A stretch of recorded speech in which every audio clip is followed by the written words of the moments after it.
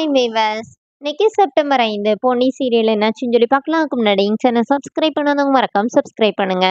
இன்னைக்கு என்ன அப்படின்னு சொல்லி பார்த்தீங்கன்னா, பொன்னி வந்து திருப்பி திருப்பி என்ன சொல்றாங்கன்னா, நீங்க தானே எனக்கு இவங்கள வந்து அறிமுகப்படுத்தி வச்சீங்க. எனக்கு இவங்கள யாருன்னு கூட தெரியாது. நீங்க சொன்னனால தானே நான் உங்ககிட்ட பேசினேன். அப்படின்னு சொல்லி பொன்னி ரொம்ப இதா சொல்றாங்க. ஆனா சுந்தரம் வந்து என்ன சொல்றாருன்னா, இங்க பாருங்க இவ எப்படி பொய் பேசிட்டு இருக்கிறா. இவனா எனக்கு தெரியாதுன்னு அவங்க வந்தவங்க அதுக்கு மேல சொல்றாங்க. இந்த பொண்ணு தான் எங்ககிட்ட வந்து இந்த மாரி எனக்கு வந்து அவர பிடிச்சிருக்குது. அதனால வந்து கல்யாணம் பண்ணி வைங்க.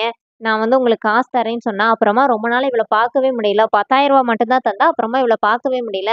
இன்னைக்கு தான் நாங்க இந்த பொண்ண பார்த்து, உன் வாழ்க்கைக்கு நாங்க தாம்மா இந்த மாரி துரோகம் பண்ணிட்டோம். அதுக்கு நாங்க தான் காரணம் சொன்னோனே, எங்கள்ட்ட வந்து நேர்ல எங்க வீட்ல வந்து சொல்லுங்கன்னு அந்த பொண்ணு கூட்டிட்டு வந்தா. எல்லாத்துக்கும் நாங்க இந்த மாரி இந்த பொண்ணு தான் காரணம். அப்படிங்கிற மாரி பொன்னி மேல அவங்க வந்து பழிய போடுறாங்க. சுந்தரமும் கொஞ்சம் ஓவராவே பேசிட்டே இருக்கிறாரு. இப்போ பொன்னி ஒவ்வொருத்தர்ட்டயா போய் கேட்குறாங்க. நான் அந்த மாரி செய்வேன் நீங்க நம்புறீங்களா மாமான்னு சொல்லி ஒவ்வொருத்தர்கிட்டயா போய் கேட்குறாங்க. ஆனா யாருமே எதுவுமே பதில் சொல்லல. இப்போ பொன்னி நேரா மாடிக்கு ஓடுறாங்க.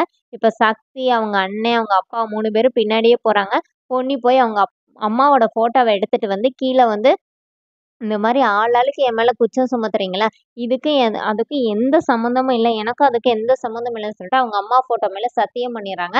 இப்ப ஜெயா என்ன சொல்றாங்கன்னா, "நீ சத்தியம் பண்றவளே அதுக்கு தகுதியானவ கிடையாதே! அவனா செஞ்ச உதவிய சொல்லி காட்டினவ தானேன்னோனே" இப்ப பொன்னி செமையா கோவப்படுறாங்க. "எங்க அம்மாவ பத்தி பேசாதீங்கன்னு உங்கள்ட்ட ஏற்கனவே சொல்லியிருக்கேன் அத்த. அவங்கள பத்தி பேசாதீங்கன்னோனே" "அப்படி தாண்டி பேசுவ. நீ என்ன பண்ணுவ?" அப்படின்னு சொல்லி ஜெயா கேட்குறாங்க. அப்புறமா அவங்க அப்பா 2 பேரையும் சமாதானப்படுத்துறாங்க. "நீ கொஞ்சம் பொறுமையா இரும்மான்னோனே" என்னையே இப்படி சொன்னா நான் என்னமாமா பண்ணுவேன் அப்படின்னு சொல்லிட்டு பொன்னி வந்து அழுறாங்க.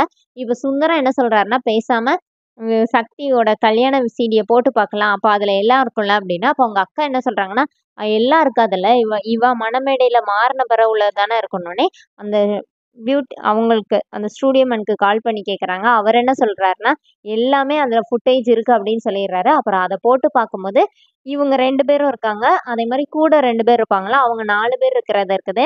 அதே மாரி பொன்னி வந்து அவங்களுக்கு வந்து காஃபி குடுக்குறது இருக்குது. இவங்க பேசினது எதுவுமே இல்ல. அப்ப பொன்னி என்ன சொல்றாங்கன்னா, "அது எப்படி நான் வர்றது மட்டும் இருக்குது. நீங்க என்கிட்ட சொன்ன எதுவுமே இங்க இல்லவே இல்ல. அப்ப நீங்க என்ன பிளான் பண்ணி தான் இதுல மாட்டி விட பார்த்துருக்கீங்க" அப்படின்னோனே, இப்ப சுந்தரம் என்ன சொல்றாருன்னா, "இரு இவங்கள அனுப்பி விட்டுட்டு உன் பிரச்சனைக்கு வர சொல்லி" அவங்கள அனுப்பி விட்டுறாரு. அவங்க போகும்போது சும்மா இல்லாம இந்த பொண்ண நம்பவே நம்பாதீங்கன்னு சொல்லிட்டு போயிடுறாங்க.